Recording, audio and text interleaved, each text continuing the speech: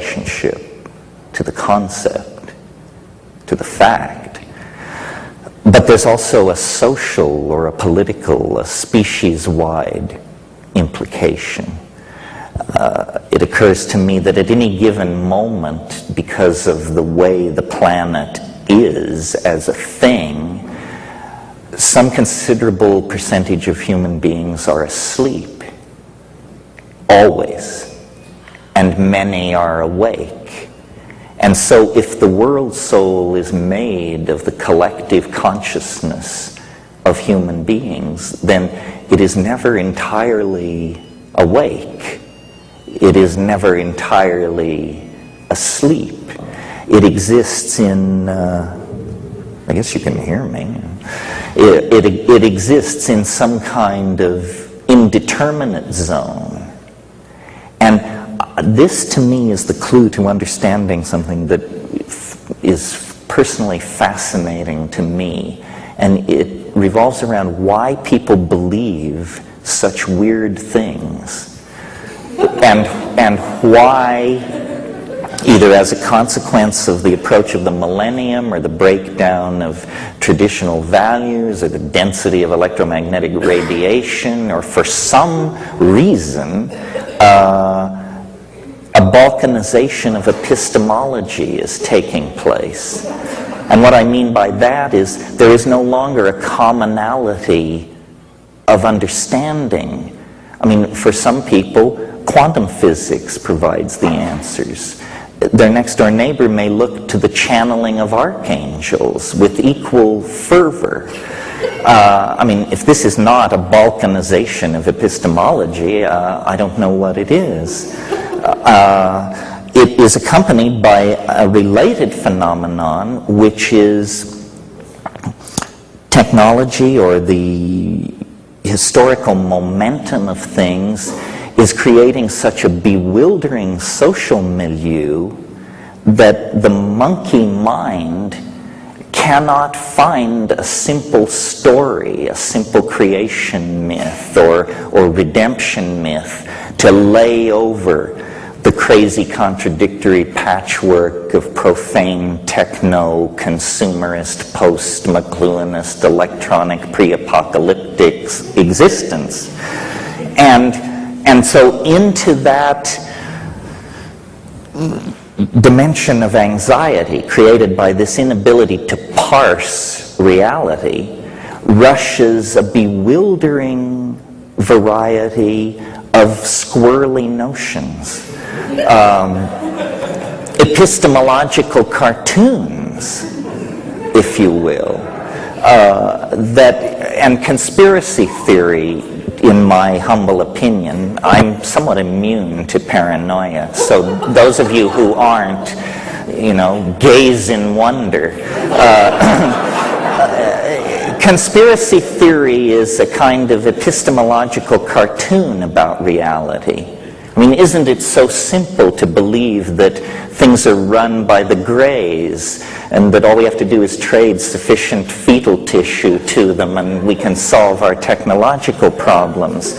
Or isn't it comforting to believe that the Jews are behind everything, or the Communist Party, or the Catholic Church, or the Masons? Well, these are epistemological cartoons. It's, kindergarten stuff in the art of amateur historiography. I believe that the truth of the matter is far more terrifying.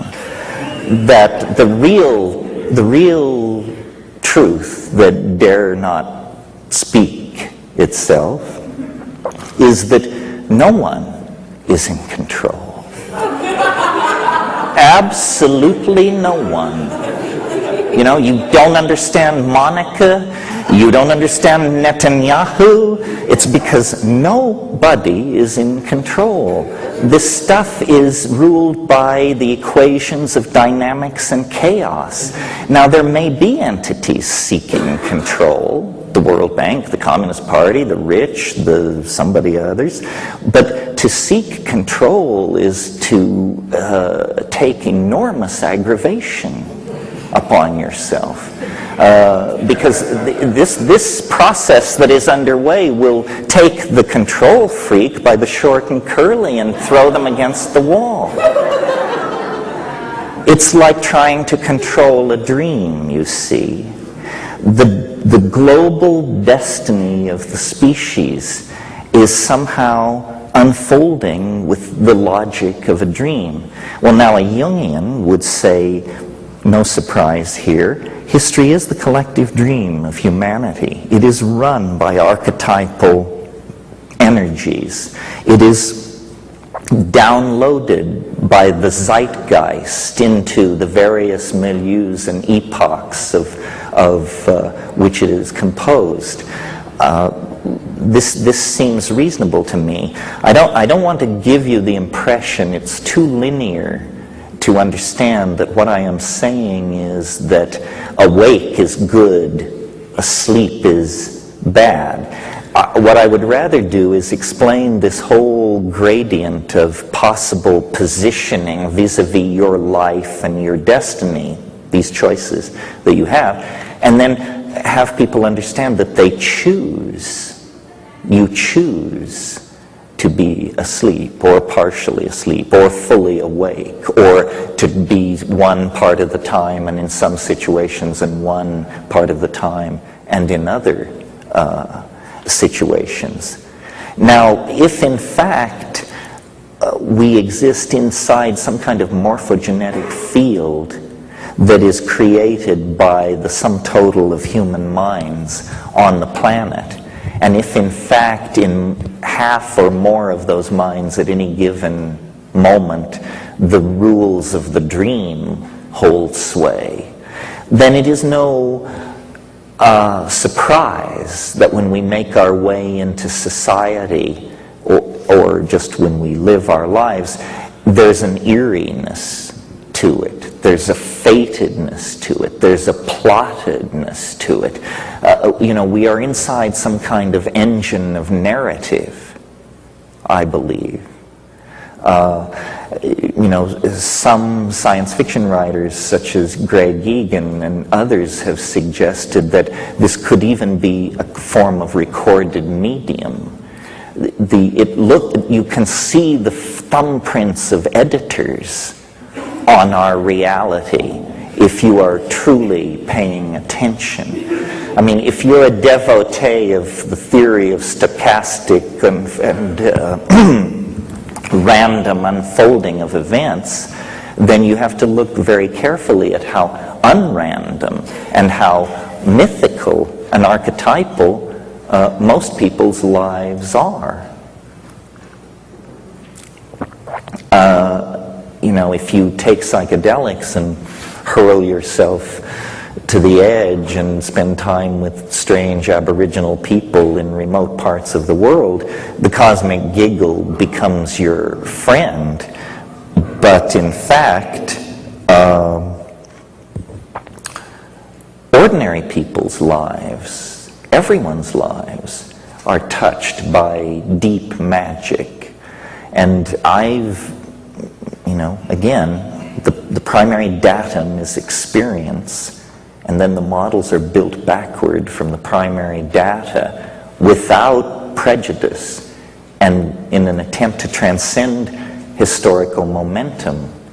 And when I do that, what I see is that the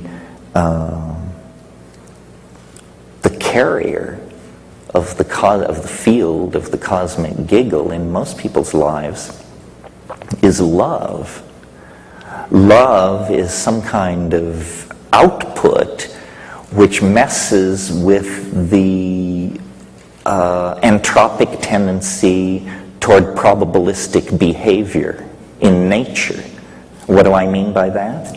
I mean, you can be the janitor at Microsoft and the vice president and chief of operations, his daughter can bring him lunch one day, and you can, from a distance, have your eye fall upon her and fall in love with her.